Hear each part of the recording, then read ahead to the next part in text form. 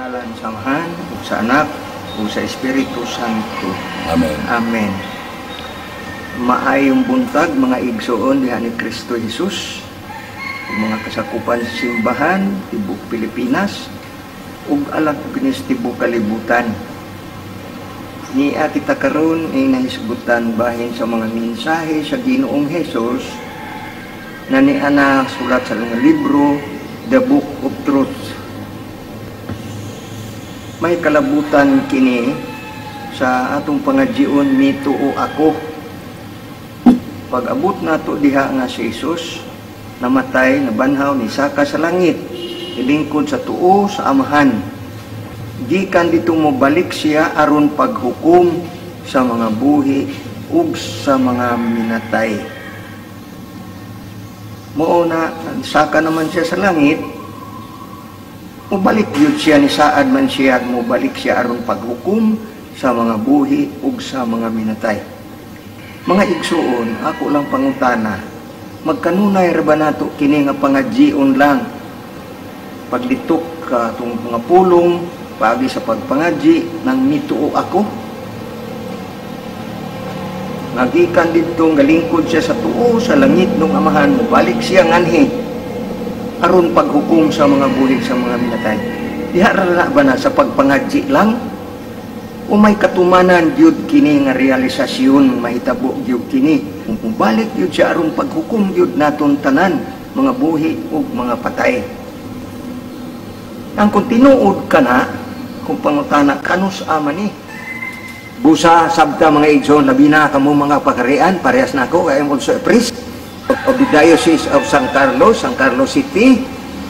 Ni ako ni ini, kay kining Book of Truth, basically, naaada ni sa Biblia, uy, pupusa ni tamod yung ko ni tagad yung ko ni nidawat yung ko ni ini.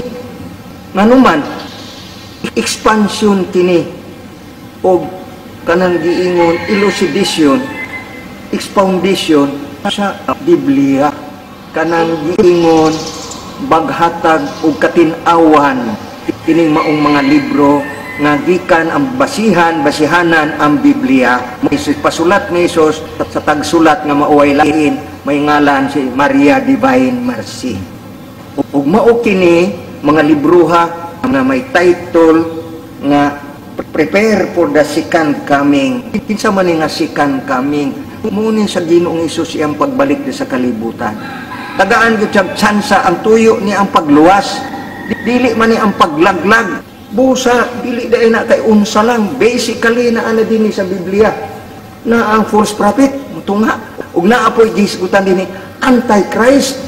Gani, ang false prophet, igadyar bata-bata man ni siyawa og Antichrist. Ito pa bata-bata po ni siyawa. Muna ang magdala o niya ilhanan. Naapo na din sa Book of Revelation, ang tatak is 666. Unang dili ingon ni Jesus, ayaw mo patatak anak. Pabilin ra mo di akua, tatakan kamo ilhan kamo akua. Yang saon mao kini apay pangadjion pud ini ang seal of the living God. Kinahanglan na kita namubo ra gyud nga prayers. Kahatag kini sa Dios, tungod rekomendar sa Dios nga Amahan, the Most High God the Father, the Most High God.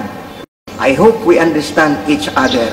Nagsinabdanay unta ta, klaro na mo na atong ligunon ang atong pagtuo sa Dios, dinhi siyang anak nga si Jesus, ug sa mga mensahe ni Jesus nga gipasulat ni Jesus kang Maria Divine Mercy, which compilation na karon ining mga volumes nga title ini The Book of Truth Volume 1, Book of Truth Volume 2, Book of Truth Volume 3, Book of Truth Volume 4, Volume 3, Volume 4, Volume 5.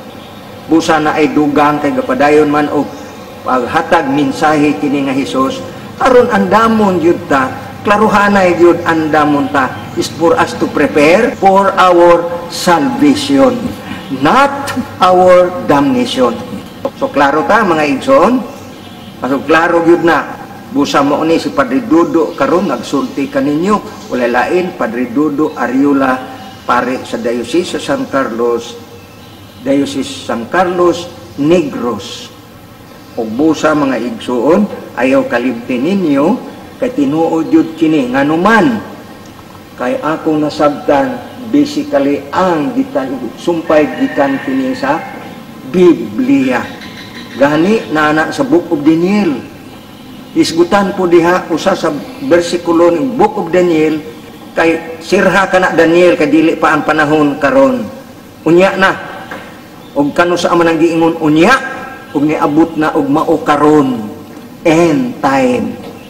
Busa mao kini karon nga ang mga detalye nga gisgutan na diining Book of Truth sa basahon ni Daniel, Book of Daniel, Propeta Daniel, ug mao ni karon ug naapod na gani ang detalye sa katapusang libro sa Biblia, the Book of Revelation, nga diin diha ang mga panghitabo, na diha ang mga prophecies, propesya, na ang mga katumanan, slowly, one by one, unfolding, na unfolding kini, they are unfolded. Busa, gani gisgutan mga igsuon, kung atong tagaan pod ang panghitabo ni ato karong panahon, naa dinhi ni agyod kana sa Biblia ang false prophet ug antichrist. Gani mo kana paandamo na kita kay haron makaandam ta aron pagbalik niya sa Ginoong Hesus on the final day, when on judgment day, that day comes, kay matubang na ta andam tawa tay kabalakan. Nganuman karon kining pasiuna ni Hesus, the Book of Truth, aron maandam ta alang gyud anang tumong og tuyo sa ato gyung kaluwasan. Usa mga igsoon, ayaw kalimot, gani ni ani ang seal of the living God. Ayaw kalimti na ay prayer pud ni ana, gani ni apod ang prayer crusade, mga prayers pud kana pangagio nato na kay aron mamitigated na ang mga kastigo sa makalma-kalma ug makalingkawas ta dagang malingkawasan nato ng mga kasakit kastigo. Anuman chastisement bata karon na karon panahon ron sa chastisement kastigo, pero na ang kaluoy sa Dios kay lagi Dios man siyang maluluyon, mauna atong pangadjion aron ma-mitigated ang maon chastisement. Ug gani pag-abot na pud sa persecution, kay may persecution ba naa kaya maggahom ang false prophet uban ang antichrist, mag-teamwork man ni sila. Gani karon sa east na grabe na ang panghitabo, kamatay, killing.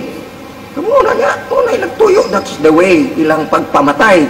So genocide na ay bakuna pero di ay pagpamatay di ay ni niya mo dapig mo dito, apil mo dili pag yung mamatay ka din lawas, apil pag yung kakalaglag sa impierno pagka on judgment day, hinumdumi ka na nganuman, wala naman ka mo dapig kang Hesus, tuwa mang kasayawa ni dapig.